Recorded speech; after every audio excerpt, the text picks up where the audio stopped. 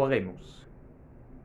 Gracias, Padre Celestial, te doy por ese privilegio que tú me permites un día más llevar este mensaje a mis hermanos y a mis amigos y todas aquellas personas que ven este mensaje por nuestras plataformas.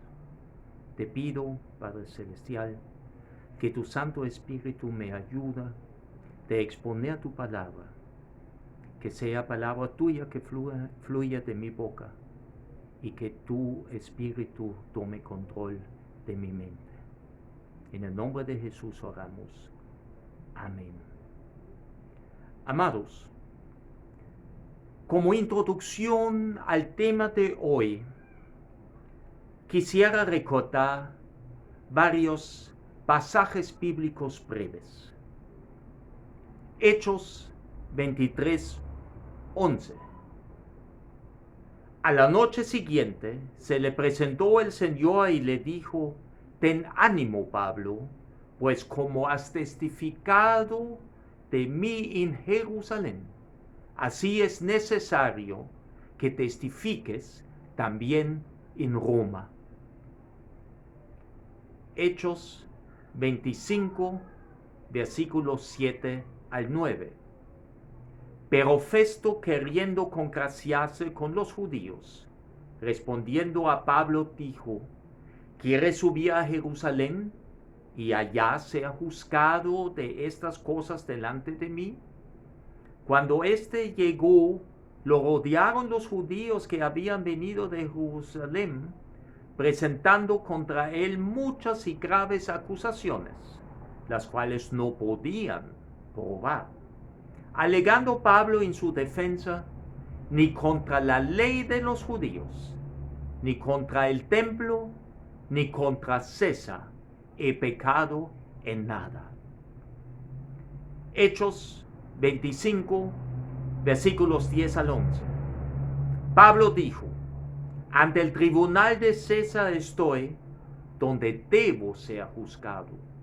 A los judíos no les he hecho ningún agravio, como tú sabes muy bien, porque si algún agravio o cosa alguna digna de muerte he hecho, no rehúso morir. Pero si nada hay de las cosas de que estos me acusan, nadie puede entregarme a ellos. A César apelo. Hechos 25, versículo 12. Entonces Festo, habiendo hablado con el consejo, respondió: a César has apelado, a César irás. Y Hechos 26, versículos 30 al 32. Cuando había dicho estas cosas, se levantó el rey y el gobernador y Berenice y los que se habían sentado con ellos. Y cuando se retiraron aparte, hablaban entre sí diciendo: ninguna cosa digna ni de muerte ni de prisión ha hecho este hombre.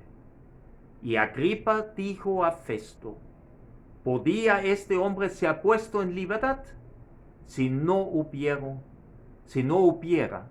apelado a César? El mensaje de hoy, mis amados, es titulado: Pablo es enviado a Roma. Y vamos a estudiar en el capítulo 27 del libro de los Hechos, los versículos 1 al 11. La primera porción, los versículos 1 al 6, he denominado: Pablo es enviado a bordo de una nave. Y vamos a ver el versículo 1. Cuando se decidió que habíamos de navegar para Italia, entregaron a Pablo y a algunos otros presos a un centurión llamado Julio, de la compañía Augusta. Mis hermanos, aquí llama primeramente la atención la palabra habíamos. Y observamos ahí esa referencia, una referencia a nosotros. Quiere decir que el doctor Lucas, que escribió aparte del Evangelio también el libro de Hechos, formaba parte de los compañeros de Pablo. Él se incluía en esa expresión habíamos.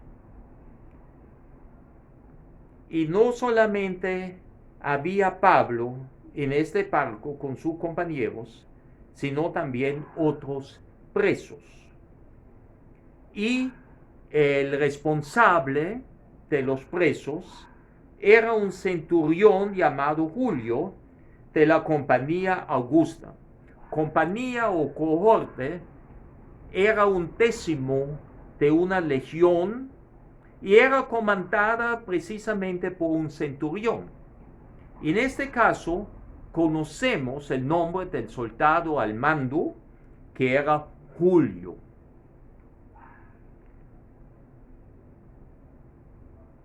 Versículo 2. Y embarcándonos en una nave atramitena que iba a tocar los puertos de Asia, zarpamos, estando con nosotros Aristarco, macedonio de Tesalónica. Bueno, hermanos, Atramitio era un pequeño puerto de Misia cerca de Troas, en la provincia romana de Asia. Actualmente es Turquía, y estaba situado en el golfo del mismo nombre. Cerca de las ruinas de la antigua ciudad se encuentra hoy en el día el pueblo Edremit, perpetuando así su nombre de Atramitio. También podemos ver que aquí está también en plural el zarpamos. Lucas se mantuvo a bordo de esa nave, y además encontramos a Aristarco, un amigo ya conocido de 3 eventos o pasajes bíblicos anteriores. Y ese Aristarco era un macedonio de Tesalónica.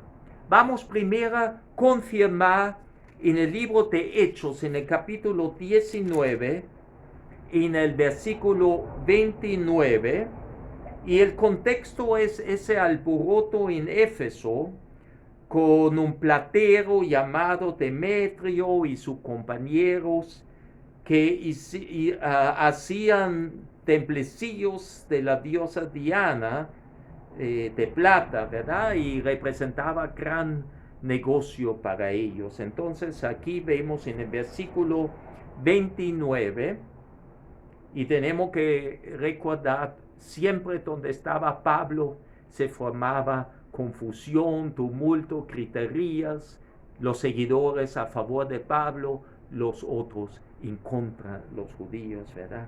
Mucha gran parte, pero siempre él estaba en centro de un problema. Y vemos aquí en el versículo 29, y la ciudad se llenó de confusión, y a una se lanzaron al teatro arrebatando a Gayo y a Aristarco. Ve, aquí tenemos a Aristarco y estaba con un amigo, también macedonios, ¿verdad? Compañeros de Pablo. Ahí vemos ya un problema que se metieron con ese amigo nuestro, Aristarco y compañero de Pablo. Pero también en el versículo 20 y en el versículo 4 vemos entonces cuando Pablo se iba a Macedonia. Ese viaje continuaba entonces a Macedonia y a Grecia.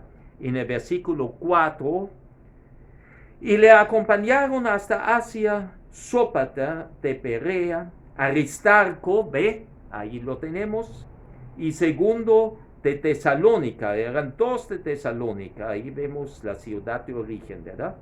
Gayo de Derbe, ese es el otro compañero. Y tenemos entonces, disculpa si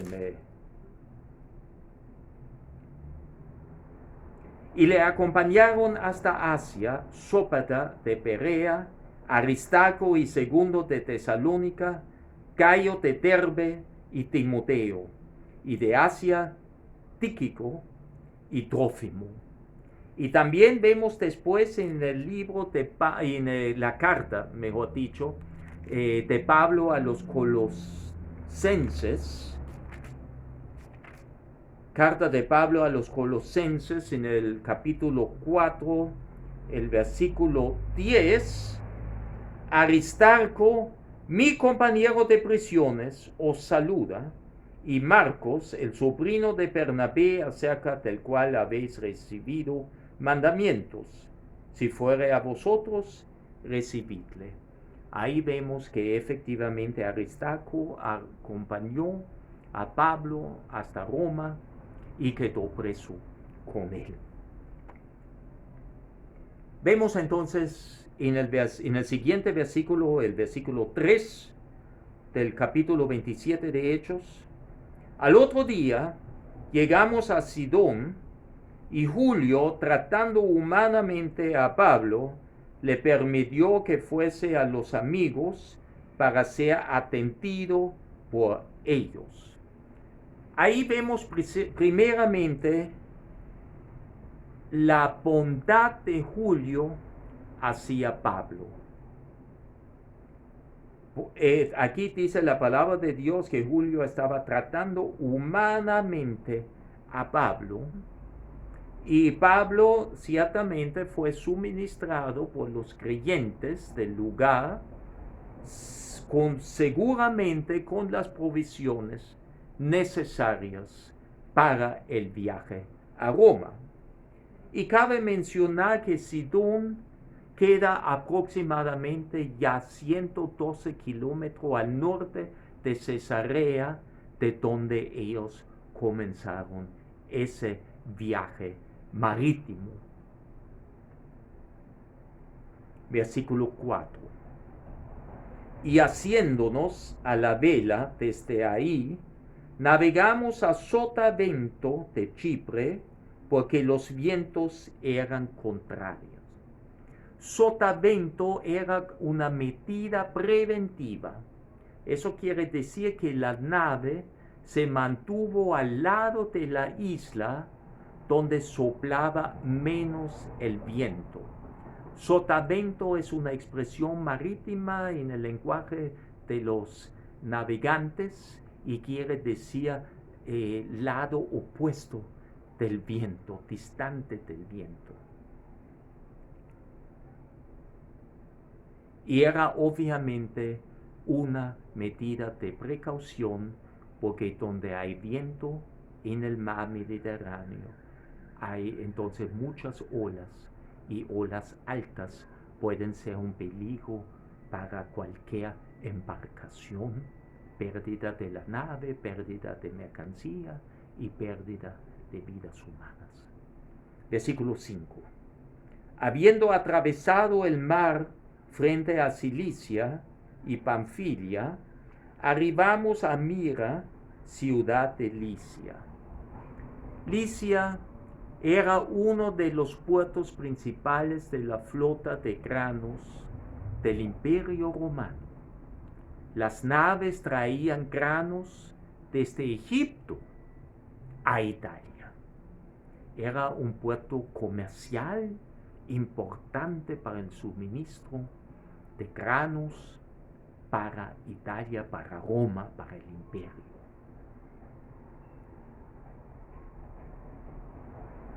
Y hallando ahí el centurión una nave alejandrina que zarpaba para Italia, nos embarcó en ello.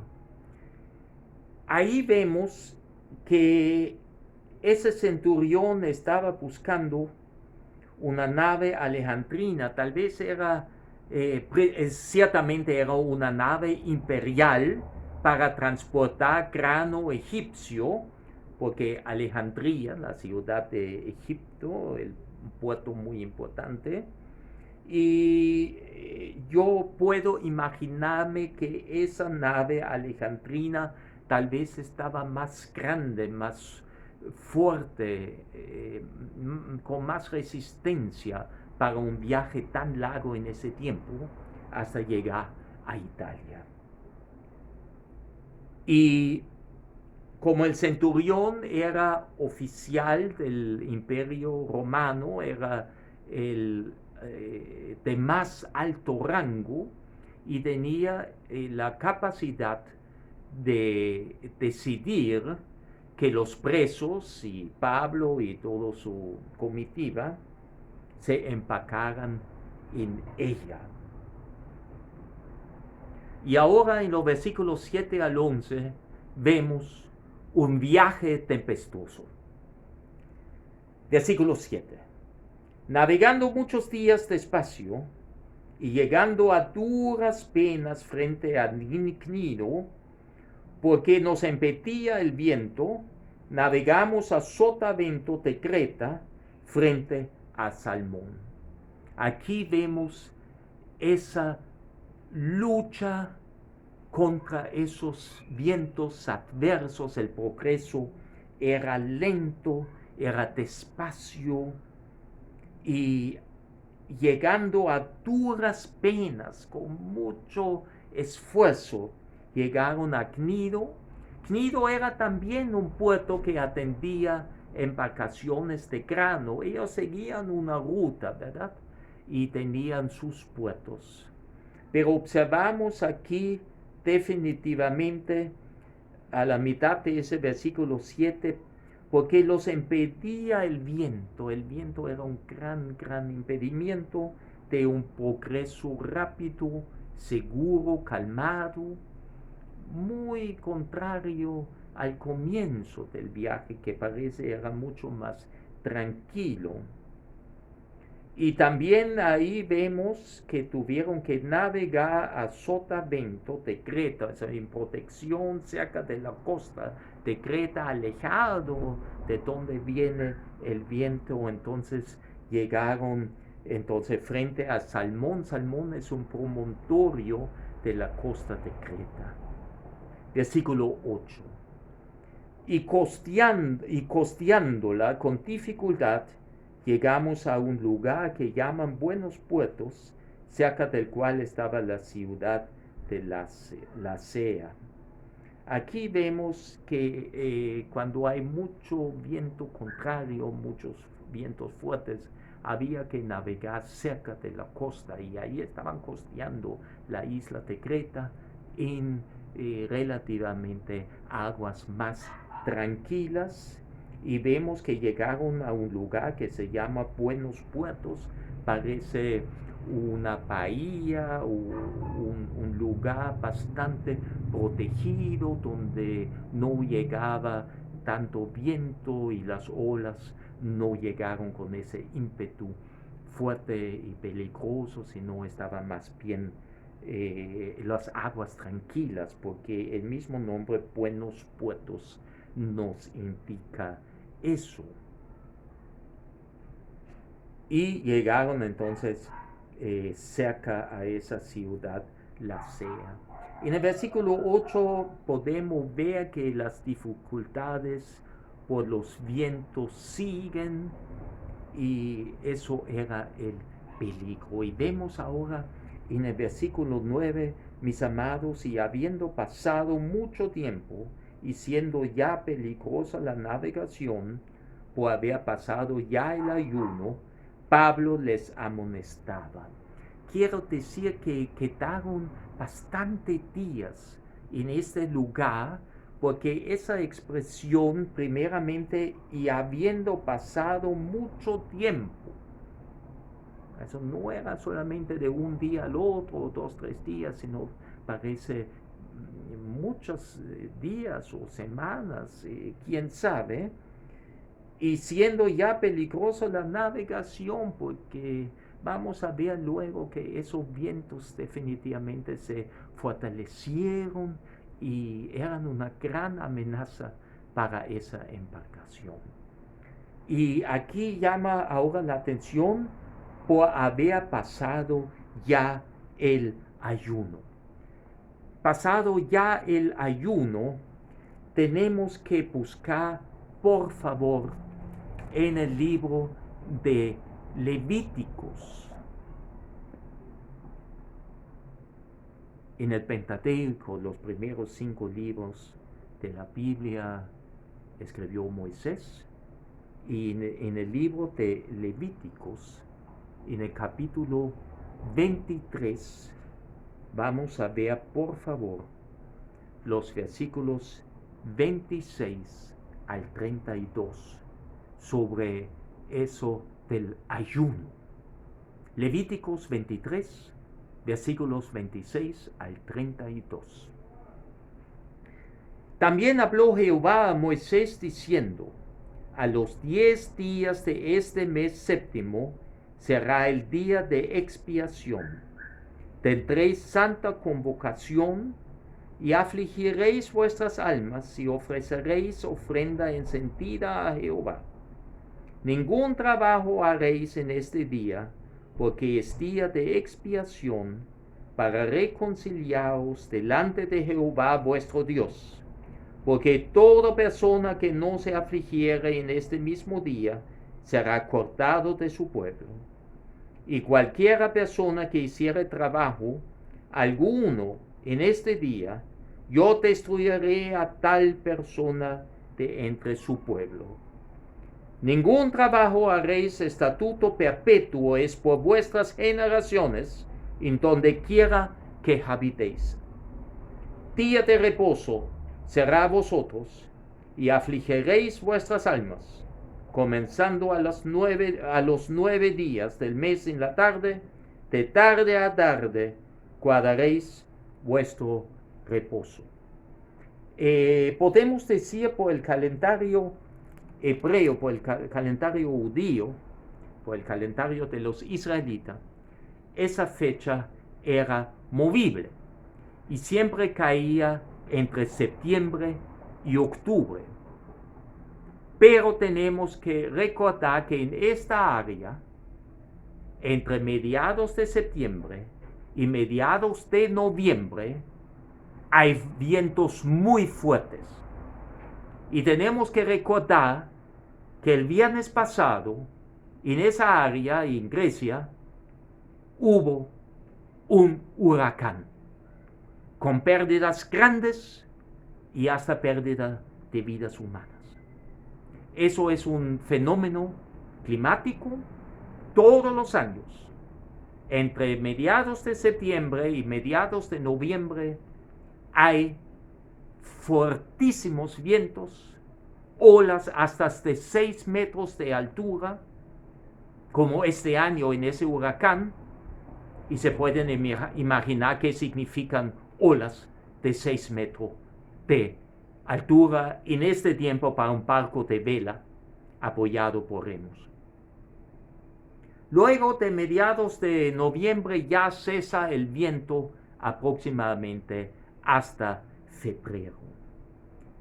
Entonces se puede imaginarse uno que Pablo, ya observando las dificultades de llegar hasta buenos puertos y avanzando ya el tiempo, el periodo, la gente sabía que los vientos iban a incrementarse. Y no debemos que olvidar que Pablo siempre estaba acompañado por Dios. Porque Dios, el Señor, le apareció y le dijo que a él es necesario que Pablo testifique en Roma. Y si eso era una necesidad para el Señor, Pablo estaba confiado que el Señor lo iba a llevar a Italia porque iba a ser útil para su Señor, a testificarle allá en Roma. Cualquier viaje entonces por el tiempo avanzado, ya septiembre, octubre, noviembre, cualquier viaje adicional de buenos puertos en adelante representaría muchos peligros. Y vemos entonces esa amonestación de Pablo en el versículo 10. Y diciéndoles: varones, veo que la navegación va a ser con perjuicio y mucha pérdida, no solo del cargamento y de la nave, sino también de nuestras personas.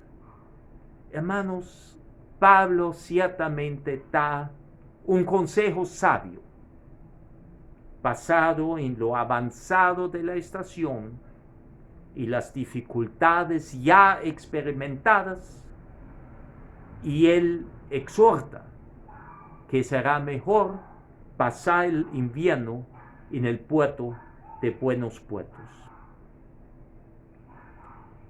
Era una profecía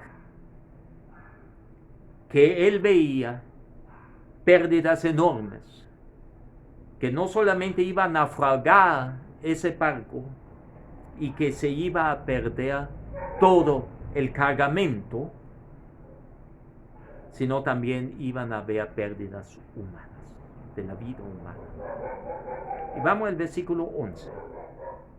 Pero el centurión daba más crédito al piloto y al patrón de la nave que a lo que Pablo decía. Aquí vemos varios asuntos. Primeramente, como el navío, ¿se recuerdan? El navío granero era de la flota imperial romana. El centurión Julio era el oficial de más alto rango en el barco.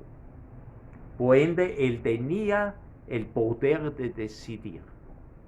Lo interesante, pero también es que en esta situación él no trataba tal vez Pablo con la misma atención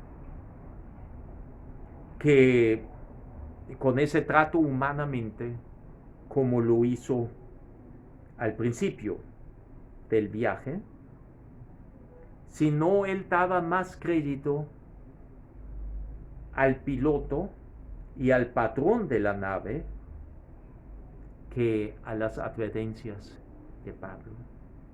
El piloto era como el timonel o el capitán, y el patrón obviamente era el dueño del barco.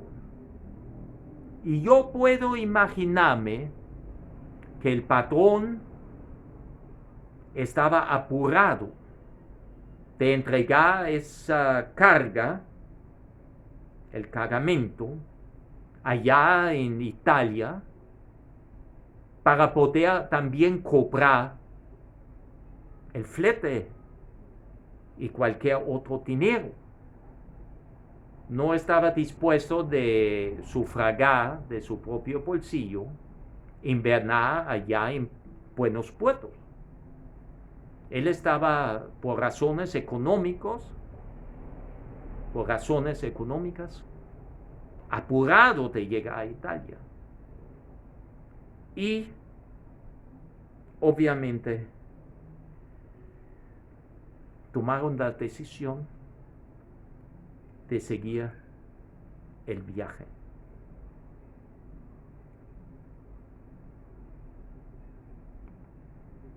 Como aplicación y enseñanza. Amados, hemos visto en la enseñanza de hoy que el comienzo del viaje fue próspero en calma. Sin embargo, Pablo da a conocer la proximidad de una tormenta, de un mal clima. Y la mayoría de las personas no le creen. Nosotros, en nuestras vidas, estamos pasando por tormentas, a veces buscados por nosotros mismos, a veces puestos por Dios para probarnos y causar en nosotros un acercamiento a Él y por ende un crecimiento espiritual. Pero aún, mis amados, hermanos, amigos, en la tormenta más grande, Dios siempre está con nosotros. Y para terminar y reforzar lo dicho, vamos a Hebreos, capítulo 13, la parte final del versículo 5 y el versículo 6, para recordar siempre esa palabra del Señor. Porque Él dijo, no te desampararé ni te dejaré. De manera que podemos decir confiadamente, el Señor es mi ayudador. No temeré lo que me pueda hacer el hombre. Oremos, mis amados. Padre Santo, Padre Celestial, te damos gracias por esa enseñanza en el día de hoy. Y te rogamos, Padre, que tú siempre seas nuestro ayudador, nuestro cuidador. Pase lo que pase en nuestra vida, sean aflicciones, sean pruebas, sean tormentos grandes, tú siempre estás con nosotros. Como ahora en ese tiempo del COVID-19, a ti no te sorprendió esa peste. Tú sabías que iba a venir y así le pedimos en este momento que ayúdanos de cuidarnos adecuadamente. Sea atentos a las indicaciones de las autoridades para juntos, por nuestro cuidado, vencer este virus con tu ayuda divina. Pero también pido en este momento por alguien que todavía no te conoce, que puede abrir su oído, que puede abrir su corazón y recibirte según su deseo de arrepentirse, porque dice la palabra, por cada arrepentido hay fiesta en el cielo. Y amigo, precisamente contigo, si tú no tienes todavía a Dios en tu corazón, si tú no estás seguro si hoy te mueras, que vas a estar en la presencia de Dios, ahora es el momento de asegurar dónde vas a pasar la eternidad. Te invito, con ese amor al prójimo que yo siento como hijo de Dios, como cristiano, ore conmigo. Abre ese corazón, deja entrar al Señor Jesús en tu corazón como tu Salvador personal y Señor. Y Él te va a hacer hijo, una hija de Él. Ore. Padre nuestro que estás en los cielos, yo creo que tú moriste en la cruz por mis pecados, que fue tu sangre derramado el precio que tú pagaste por ese pecado. Y yo creo también que tú resucitaste al tercer día, venciendo así a la muerte. Yo me arrepiento en este momento de mis pecados y reconozco que soy pecador y no puedo salvarme a mí mismo. Yo te abro mi corazón, entra en mí, límpiame de todo maldad y hágame tu hijo o tu hija. Gracias por ese regalo de la vida eterna. En el nombre de Jesús. Amén. Y hermanos, vamos a orar también ahora que somos hermanos en Cristo por la próxima semana. Vamos a orar por nosotros.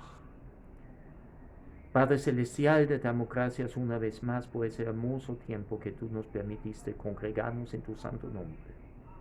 Encomendamos ese tiempo, esa semana que comienza hoy, a ti, Señor. Tú estás sentado en todo momento en el trono de nuestra vida, ya que hemos quitado ese yo. Te pido que tú nos guardes, que tú nos bendices, que tú nos provees cada día. Señor, te pido por cada hogar aquí presente, en cada hogar donde ven ahora este mensaje, Señor, que tú nunca faltes.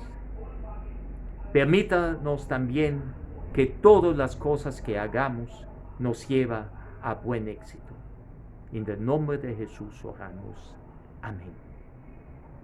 Amados, y para terminar ese mensaje de hoy, les exhorto que participen en la gran comisión. Testifiquen a Cristo. Compartan este mensaje. Mándaselo.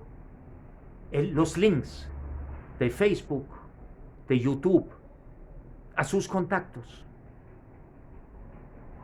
No pregunten ustedes a sí mismos si les va a gustar o no les va a gustar. Compártanlo y pidan a Dios que este mensaje toca el corazón de esos amigos o conocidos suyos. Porque la gran comisión de id y hacer discípulos a todas las naciones, o como dice el Mateos, pero también en Marcos, él dice, predicad el evangelio a toda criatura. Yo les invito que hagamos caso lo que nos exhorta el Señor Jesús. Que el Señor sigue bendiciendo.